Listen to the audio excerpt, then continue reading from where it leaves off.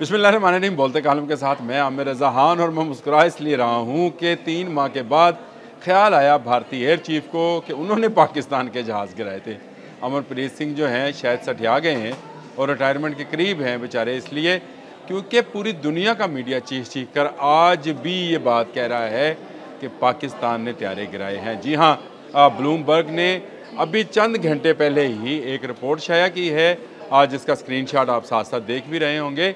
इस रिपोर्ट के अंदर उन्होंने स्टोरी ये बनाई है कि अमेरिका जो है वो अपने नए जो मिसाइल है एम 260 उस पर काम को तेज़ी में ला रहा है, और उसके लिए उसकी नेवी और बहरिया ने मज़ीद $1 अरब जारी करने का कह दिया है।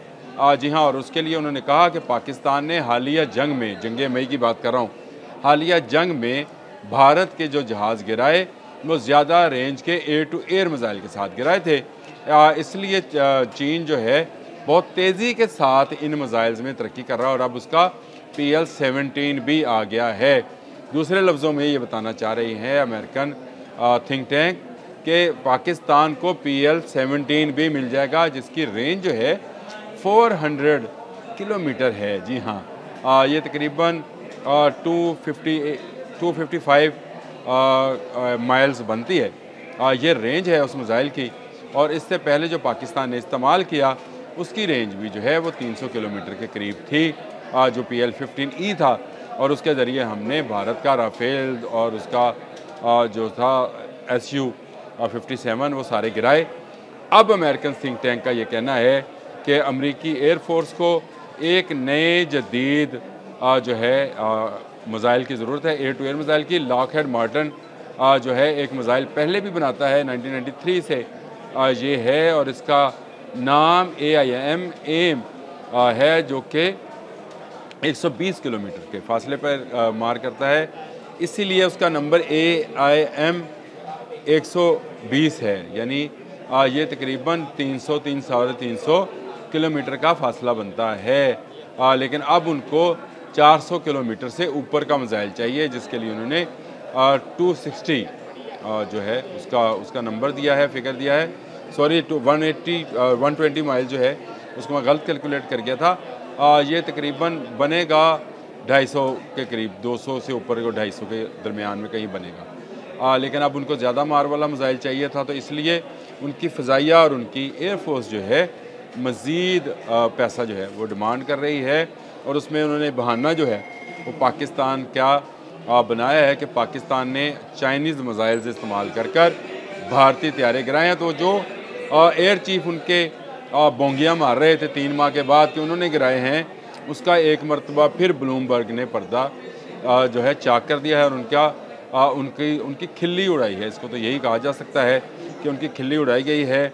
और ये जो नया मिसाइल है जो AIM 260 है, इसके लिए जो है मार्टिन हेड को कह दिया गया है, और ये इंटीग्रेटेड किया जाएगा F-22 के साथ और F-35 के साथ। इसके साथ साथ अमेरिका नए F-16 और F-15 बना रहा है जो बिना पायलट के चलेंगे। जी हाँ, बिल्कुल वही हासियतें होंगी जो कि F-16 में हैं, F-15 में हैं। इस पर मैं किसी दिन फिर बात करूँगा। वो चाहते हैं कि AIM 260 जो है इसके साथ भी इंटीग्रेटेड किया जाए, जाके जो एयर टू एयर मिसाइल बाजी है या जहाज़ गिराना है उसमें चीन से सबकत लेके जाई जा सके। गो ये अभी मुमकिन नहीं है, क्योंकि एक लंबे अरसे से इस पर तहकीक जारी है, और चीन जो है वो अपने एयर टू एयर मिसाइल्स को मज़ीद आके लेके जा रहा है। J-35 में उसके ख़्याल में जो मिसाइल है वो PL-22 है, यानी उसकी रेंज जो है वो तकरीबन 550-600 किलोमीटर तक के लिए होगी। उसके अंदर जो चीज़ उसको नज़र आएगी उस मिसाइल को लॉक किया जाएगा, और वो लॉक किया हुआ मिसाइल उस चीज़ को जाकर हिट करेगा, उड़ा देगा। ये बड़ी डेवलपमेंट है। इससे पहले भी अमेरिकन आर्मी जो है, मैं उसका दादोशुमार देख रहा था, इसमें ब्लूमबर्ग ने भी दस्तावेज़ात का जिक्र किया है। उन्होंने कहा $368 मिलियन आर्मी ने, और तकरीबन 301 मिलियन जो है ख़र्च हो चुके हैं नेवी के लिए एयर टू एयर मिसाइल्स के लिए, और इनके लिए मज़ीद जो है $300 मिलियन यानी और पैसा जो है वो तलब किया जा रहा है, ताकि जदीद से जदीद मिसाइल। देखिए, पाकिस्तान और भारत की जंग सिर्फ पाकिस्तान और भारत की जंग नहीं थी, ये दुनिया में टेक्नोलॉजी की वार थी, पर टेक्नोलॉजी की वार इसलिए थी कि दुनिया का बेहतरीन लड़ाका त्यारा जो किसी जंग में नहीं गिराया जा सकता था, राफेल था। J-10C दूसरी जानब था, यानी पाकिस्तान की जानब था, और जो हमारा फाइटर प्लेन है JF-17 ब्लॉक 3 वो मौजूद था। ये भी टेस्ट होने थे, J-10C से पहले किसी जंग में टेस्ट नहीं हुआ था। और हमारा ब्लॉक 3 JF-17 थंडर जो हमारा अपना बनाया हुआ है, ये भी किसी जंग में इस्तेमाल नहीं हुआ था। PL-15E भी किसी जंग में इस्तेमाल नहीं होता। इसका मतलब ये हुआ कि ये एक ऐसी जंग थी जिसमें टेक्नोलॉजी को टेस्ट किया जाना था। टेक्नोलॉजी टेस्ट हुई, ना सिर्फ टेक्नोलॉजी टेस्ट हुई बल्कि कैपेबिलिटी ऑफ एयरफोर्स भी टेस्ट हो गई। त्यारे गिर गए भारत के, दुनिया भुचंका रह गई, दुनिया ने समझा कि पता नहीं क्या हो गया। सबसे ज़्यादा कान खड़े जिस मुल्क के हुए वो अमेरिका है, क्योंकि अमेरिका आने वाले जंगों में अपना दुश्मन चीन को डिक्लेयर कर चुका है, और इसलिए चीन पर टैरिफ और चीन पर पाबंदियाँ और चीन पर बुला और चीन पर बुला लगाई जा रही हैं, और चीन रशिया के साथ हाथ मिला रहा है। तो इसका मतलब ये हुआ कि अमेरिका को जो सबसे बड़ा ख़तरा है, जो कि इकनॉमिक वार का भी है, वो चीन से है। तो इसलिए वो चाहता है कि उसके पास ऐसे हथियार हों जो चीन से एक दर्जा ऊपर हों। लेकिन चाइनीज़ शायद कहते हैं अंग्रेज़ 100 साल आगे की सोचता है, चाइनीज़ शायद 200-300 साल की आगे की सोचते हैं।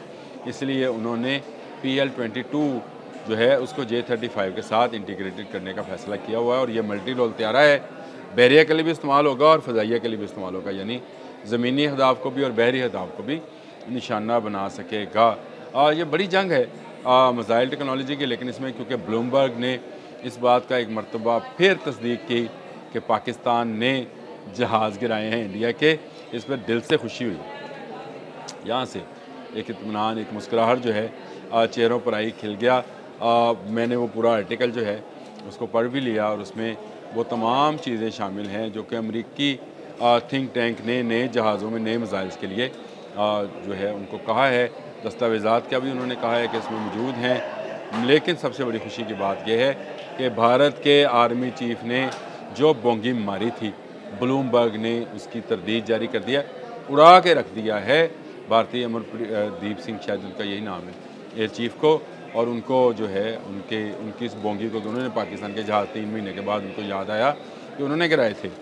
आज भी हमारे जो वज़ीर दिफ़ा हैं ख्वाजा आसिफ, उनका बयान फ्लोर ऑफ द हाउस मौजूद है कि भारतीय भी अपने जहाज़ ले आएँ, हम भी अपने जहाज़ ले आते हैं, गिनवा लेते हैं किसने किसका जहाज़ गिराया था।